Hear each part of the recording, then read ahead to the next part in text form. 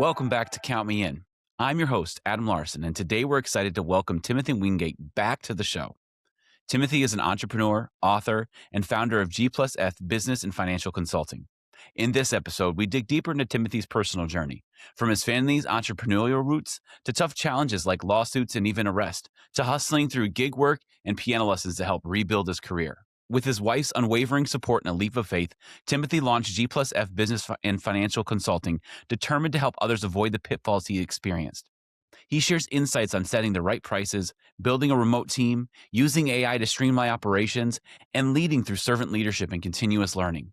So whether you're an entrepreneur or just looking for inspiration, Timothy's story offers practical lessons and encouragement. So let's jump right into the conversation as we welcome Timothy back to Count Me In.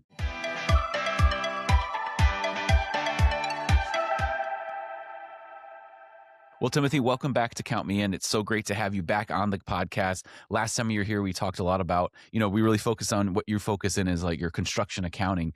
But I wanted to take a step back with this conversation and talk about you as the entrepreneur, because you're an entrepreneur, you're an author. And maybe we can start with, in your journey, like what moment did you realize, hey, I can't work for anybody else anymore? Like what was kind of going through your head that you kind of took that jump, like this needs to happen? Yeah, it was so tough, because entrepreneurship is the DNA of my family, from my grandmother to my father, and from what I hear, some others that came before them. And so I didn't set out from college to say I'm going to be an entrepreneur. When I left college, I said I'm going to work in banking, but always had this entrepreneurial DNA. And so I did a lot of things on the side. Like we talked about, me being a musician. So when I was in college, I was gigging a lot, playing for weddings, teaching piano lessons. I even was cutting hair for, side money and being a barber. I've always had this entrepreneurial DNA within me. And then my grandmother called me to come and help with the family business. And when she called me to come and help with the family business, I put banking and my dreams of being this wealth management person in Bank of America, I threw all that away and said, I'm going to come and help family. And when I came down, I took a salary cut, major salary cut, but my heart has always been for family and been for people who needed someone who's educated and who could learn systems and hopefully take a company to new heights and Yeah. better places. So all that was going fairly decent. When I say fairly decent, it's because we were going through so much. 9 lawsuits I went through while I was there. 9 My. lawsuits. And it was terrifying, tough, all of that at the same time. I was very young. And with that, I'm working with family. That adds another layer of complexity to trying to grow a business and bring new ideas to the business. And then we had a nonprofit organization that catered to low-income families who needed childcare. Mm-hmm. And so we were serving the community in that way. I inherited uh, a team of people who some were great, some were not so great. And so the Yeah. ones who were not so great caused us to lose all of our major federal funding.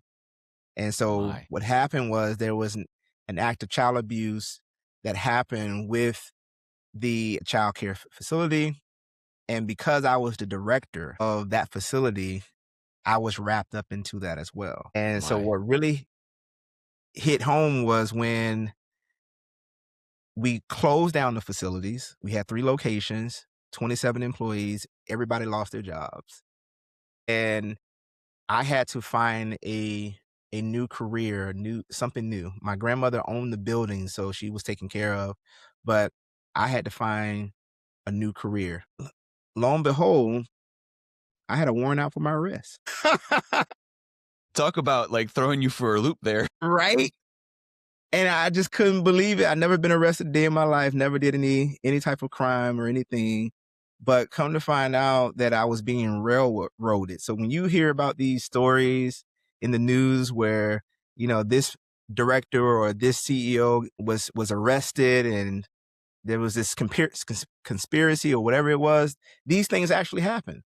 They happen a Yeah. lot. And, you know, so I was arrested. I remember it vividly. I was home with my son, just dropped him off, and I came back home and I was going to make a run to the courthouse to renew my tag on my car. And all these like 4 or 5 unmarked vehicles just ran into my yard. The craziest thing you could ever experience as a person. I mean, that was wild. And Yeah. to hear someone calling your name, Timothy Wingate, get out of the car, put your hands behind your back, all this kind of stuff. That was just a weird, weird thing to happen to me. It was surreal. And I will tell you the scariest thing about getting arrested is not actually, being inside of the cell. It's actually the ride to the jailhouse because you're stuck in the back of a vehicle with this one person driving, and you're hoping that this person doesn't have a heart attack. This person doesn't have to make a stop to do something else. And Yeah. you're stuck in this very tight space where, and I'm a small guy, I'm only, 180 pounds. I know I'm giving you some background because I want to let you know that every entrepreneurial journey is not an easy road, and it's not something that looks pretty. And so when I got arrested, now I got this warrant, and now I have, I got out the same day and those type of things. And I no longer, I didn't get convicted or anything. So to clear all that up, it was a technicality that they were trying to get me on, and I had hired my lawyers. They did their job. And so everything got expunged. So all these type of things was cleared up. But what happened was during that time where everything was getting cleared up, I had jobs waiting for me that were going to pay me 6 figures, but they could not hire me because I had a pending felony. Third Oh, degree. no. It was a third degree felony that they were trying to get me on, and Yeah. that was pending. They said, Tim, as soon as that clears up, we're ready to bring you on. Well, what happens during that time?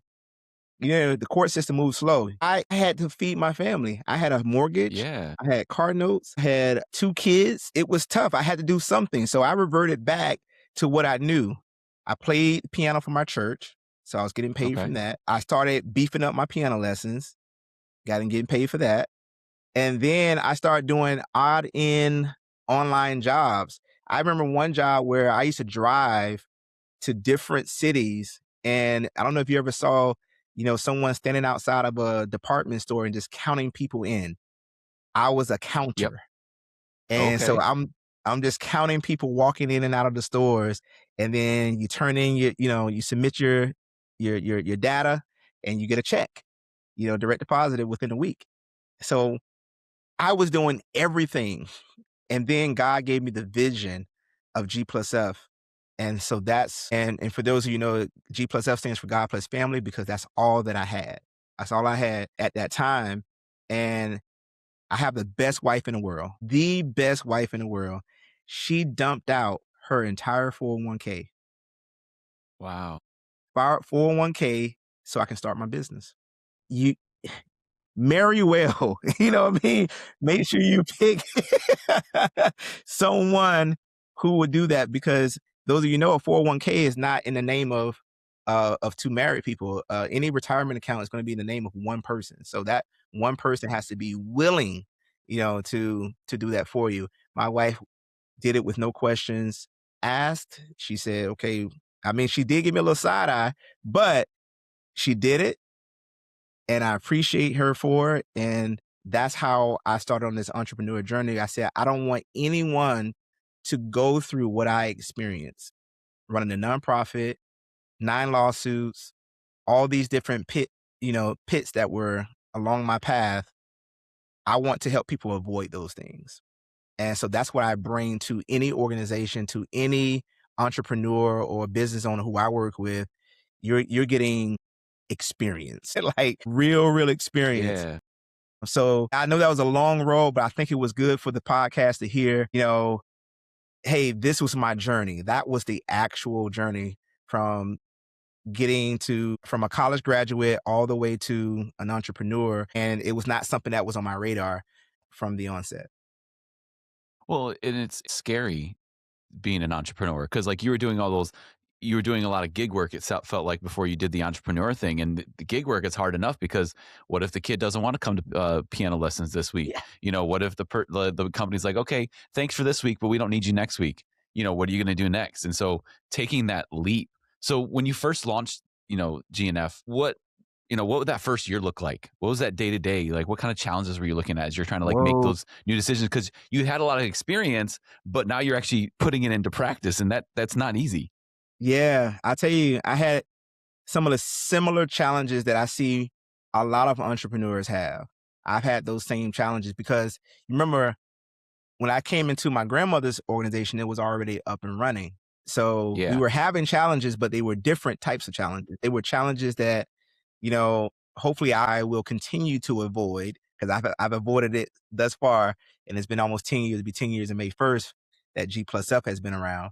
But I remember only being able to run payroll for myself, $600 gross a month. man, jeez, $600 gross a month. That's all I could pay myself because everything else had to go into marketing and doing other things, you yeah. know? And your wife's like, "Wait, I put my 4K out for this?" So, so there you go. I couldn't pay myself what I was quote unquote worth.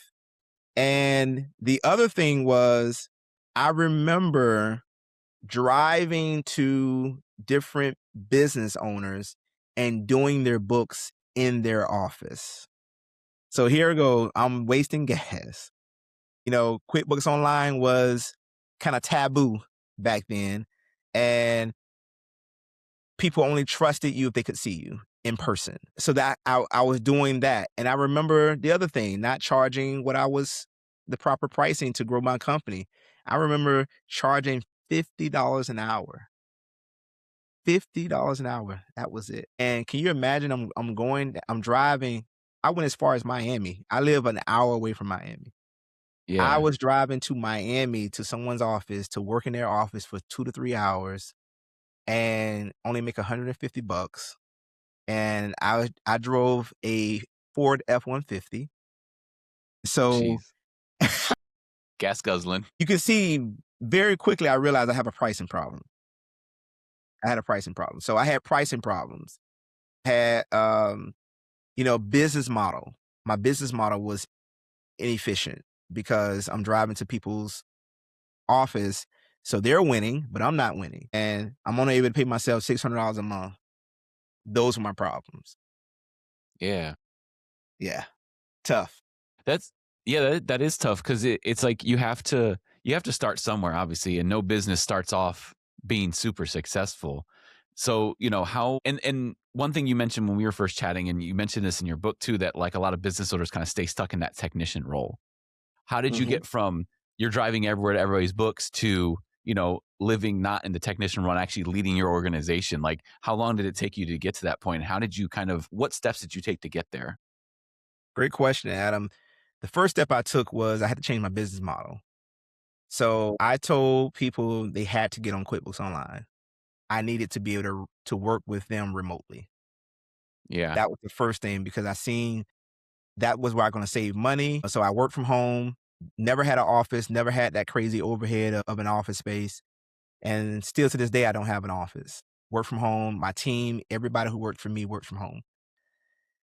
So that was the first thing. So like I said, it was kind of taboo at first, but it's either you was with it or you wasn't. And I made that very clear. If you're going to work with me, you're going to be working with me by getting QuickBooks Online. So that was the first Hmm. thing. Then I remember taking some of that seed money again from my wife's 401k, and I have invested in a weekend course with this guy named Andrew Argue. He was a young accountant who went to the University of Tampa.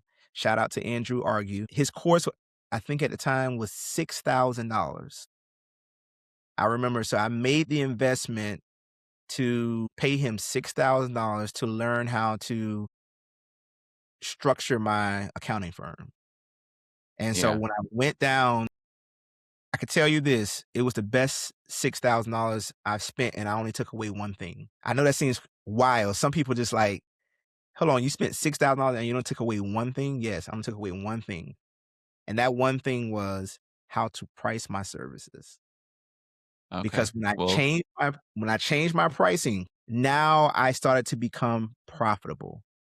yeah. And then now that $600 gross turned into $1,200 and then turned to $2,000 and, start going up and up and up because now I know what I'm worth and I'm charging what I'm worth and I'm only working with clients who can see that value.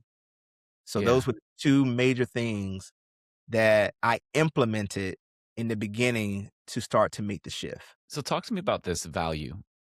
Because you said, you wanted to make sure you priced your thing to know so that you know your value. Because a lot of times when we talk about value, you're talking about, hey, what's the value of the service I'm offering to the customer, whether it's a course or it's a service or, whatever we're offering to them. That's the value. But talk to me about what it means to like know your value first and then the value of the service that you're providing. You be confident in what you understand. A lot of people get caught up on this imposter syndrome type of mentality. Mm, yeah. I don't know as much as the next guy, type of mentality. And those things are just killing your confidence. So Hmm. do whatever you need to do to build your confidence up. The way I built my confidence was all these great billionaires and millionaires who've built their companies to where they're no longer feeling threatened by any kind of new competitor coming into the market. All those guys wrote books Okay. and they became my mentors. I bought their books and I learned all their secrets and I implemented and tested those secrets. And when I saw that it worked, my confidence started to grow. And so now I'm taking my textbook knowledge that I learned from school and I married that with experience that I learned from books. It was a great combination that gave me this confidence to say, you know what, I can do this. Yeah. And I'm going to be confidently tell these people that I can do it and this is what it costs. Hmm. And they can't change my mind.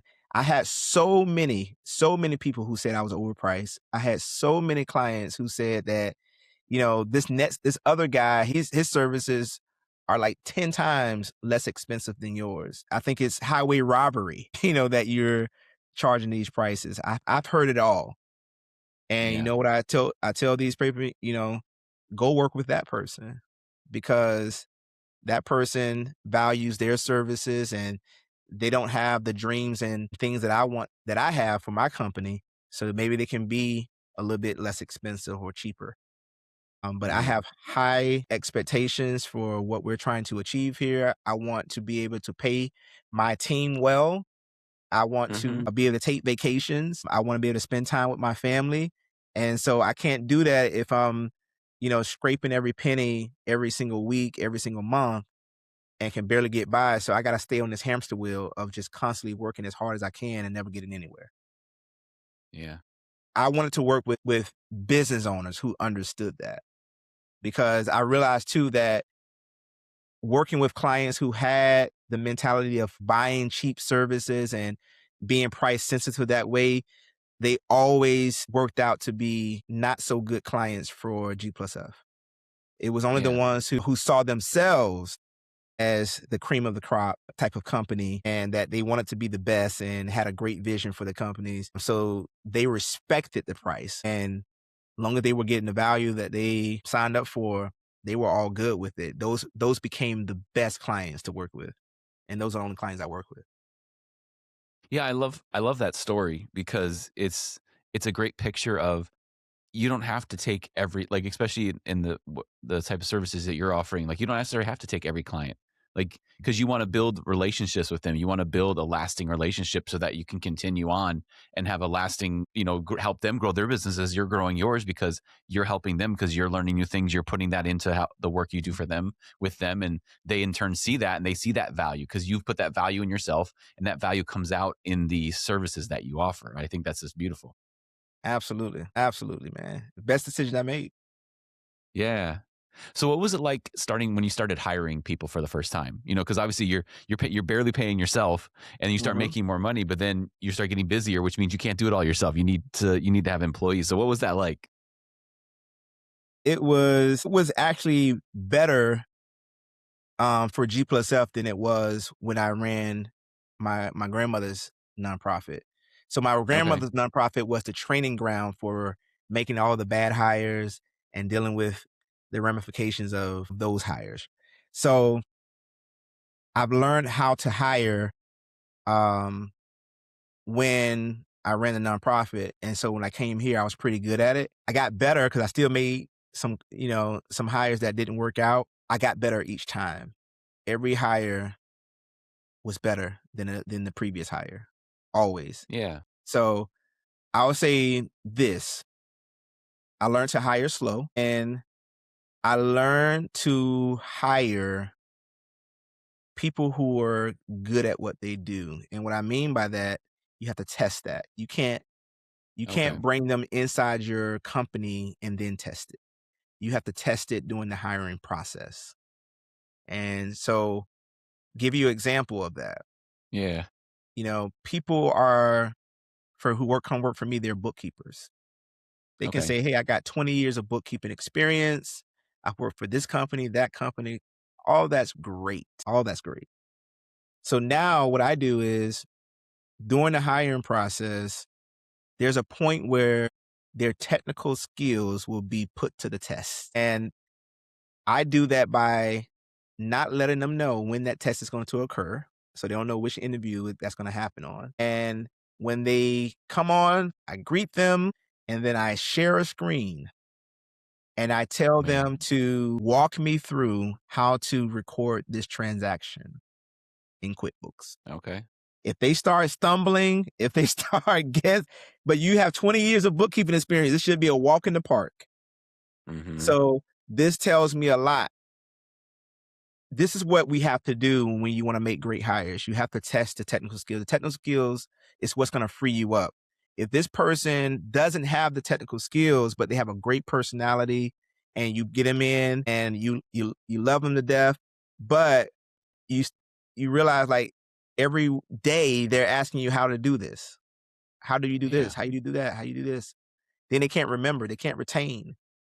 And you give them more resources, more trainings, resource, and it's just they're just not getting it. So what you done? You wasted now 90 days of money that you poured into this person to free you up to do you know the correct work, the right work for you as a Yeah. business owner. But you just gave yourself an extra job of being this person that has to train and teach everything. Now, of course, there are gonna be some Hmm. things that we're gonna have to teach you on, like the new systems that we're using that you didn't use at the previous job and all those things. But the simple technical skills that come to very foundational concepts and theories of bookkeeping, you should know that. I shouldn't be teaching you those things. So Yeah. there's two great books that I read that sharpened my interviewing skills and hiring skills. And both of these books I mentioned in my book. One book is called Who by Jeff Smart, and the other book is called TKO Hiring by Dave Anderson. And both of those books were great. Jeff Smart, I forgot, I was reading some other book and learned about the Who book from Jeff Smart. And then my brother, who is a senior manager at Apple, he told me about the TKO hiring book by Dave Anderson. I read that book because he does, all the hiring for his local store, his local Apple store. And so I Nice. was able to, glean from both of these authors and kind of marry their processes and theories of hiring, and boy, did it save me a lot of money. I'm just gonna put it out Yeah. there, a lot of money. So you have to make sure your hiring process is slow, intentional, and you always have to test their technical skills. Yeah. And this applies for any industry, any industry. That's interesting because a lot of times when there's a hiring need, it's like, oh, let's get this person hired as fast as possible. But that's not necessarily the best solution for the organization, depending on what you need and what that particular person is doing. And in hiring, like testing their technical skills is not the easiest thing to do either. Like, here, do this, Yeah. do these books for me. Yeah. That's your next task, That's your interview for today. Not everybody is willing to do that either, and so it shows their commitment and passion and what they're putting out there. So that's an interesting idea. I don't think I've heard of somebody doing that before, and I appreciate it. That's cool. Yeah. Yeah. It works. It works. And you will find out the people who only can do the work if they have AI. Yep. Yeah, that is true, Because you especially these remember, days. yeah, AI should not be your trainer. AI should be your assistant. And so we always have to keep that in mind. We use AI here at G+F, but it is our assistant. It doesn't teach us how to do anything. You know, it's the same as if I'm asking someone a paralegal to go research this case law and bring it back to me. That's what AI does for us. Hey, go bring this back. Let me see if I like it. Let me see if it makes sense. Let me see if I can use this, you know, in an argument, those type of things. That's what AI should be for every industry. So AI is a great tool. It's a great tool, but it can be abused, and don't let it fool you as a business owner. Yeah, are you using it in any of your accounting systems? Are you utilizing its abilities to look through numbers at a faster pace than humans? Like, how are you utilizing AI in your systems? Absolutely. Yeah. We use AI to gather data quickly. So things that used to take us like hours to put together a report, we Yeah, can query or prompt AI to go gather this data for us and put it together so we can put it into presentation form very, very quickly. So those are things. And then, of course, in almost in every software that we use, as you can imagine, we're software driven here, very software heavy. And so yeah, every software even has their own AI features that we utilize to get things like, I'll say Loom. This has nothing to do with accounting, but in our Loom videos, we are, recording steps on how you do, you know, the integration from Build-A-Trend to QuickBooks. And then once we yeah. record it on Loom, AI could take that and turn it into an SOP. Oh, So nice. Yeah, and Loom has that built into their feature. So it's taking screenshots and saying, hey, you do this, step 1, step 2, step 3, step 4, that type of thing. And then AI also has the ability to blur out sensitive information that's owned by the client, those type of things. So it's a lot of different way. I can go on and on and on forever of how we use AI here at G+F, but it has us to serve the client so much better. Like we can get them information a lot quicker than any other firm that's not using AI. yeah. So I would be remiss to not talk about leadership. As an entrepreneur, you started your own business, you have a team that works for you. What are some leadership lessons that you've learned along the way? And maybe you can reflect on those lessons and say, what would I have told myself back when I first started that would have helped me? Every leader, in my opinion, should be looking to serve instead of to be served. So that is what I do. I'm always, because I'm in position to make the final call on what software we use, on what Yeah, new processes we're going to follow, those type of things. So I have to make sure that it works for my team and that it's making them more efficient, and it's not frustrating because it's inefficient. So they're not going to maybe see the vision of everything that we implement, but some things, long as you can support it and say it's making you more efficient, I think that's where you should lean towards. Hey, you may not like it, but you have to agree that it's making you more efficient. Yes, it's stretching you because you have to learn something new and you have to gain the skills required to make you more efficient, but it's okay. Take your time and do that. So what I've done, I've always come with a servant posture with my team. I'm not this dictator. I'm not someone who wants to micromanage. I don't hire people that I have to micromanage. So Yeah. that's another thing. I want people to be self-sufficient. I want I don't need to be on every call because it's not necessary. Like all my bookkeepers are client facing. There's no one hiding behind an email. Everybody gets on Zoom calls with the clients and I'm not there. Yeah. I have to be able to trust that they're going to communicate well, they're going to represent the company well. So delegation is your friend.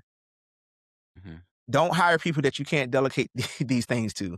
Like if you're like, I can't put this person in front of my client, don't hire them. Only hire people who you feel will represent your company the best.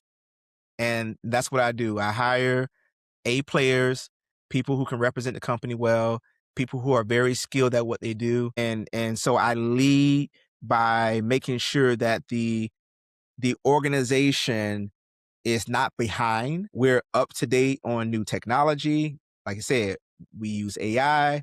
I'm not afraid of learning something new because we have three core values here. Our three core values is we smile, we learn, and we give.